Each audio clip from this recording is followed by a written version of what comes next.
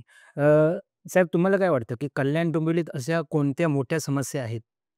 कल्याण डोंबिवलीमध्ये मोठी समस्या आरोग्य सेवेची खूप मोठी समस्या आहे.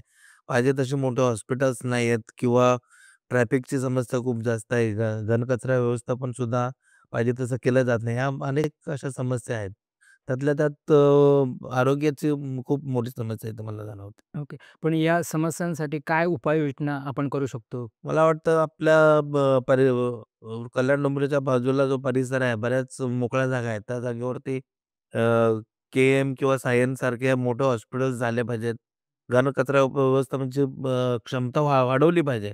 सध्या जी आहे ती अपुरी पडते. त्याच्यामुळे ती वाढवली पाहिजे आणि येणाऱ्या काळामध्ये संपूर्ण कल्याण डोंबिवलीमध्ये रिंग रोडची व्यवस्था झाली पाहिजे किंवा नाशिकप्रमाणे एखादा बायपास रोड झाला पाहिजे. बरोबर. आणि साहेब इथले जे रस्ते आहेत, त्या रस्त्यांचे म्हणजे प्रॉब्लेम्स कायमच आहेत. म्हणजे रस्त्यावरचे खड्डे असतील किंवा ट्रॅफिकची समस्या असेल, तर त्यासाठी त्यावर काय तोडगा निघू शकतो?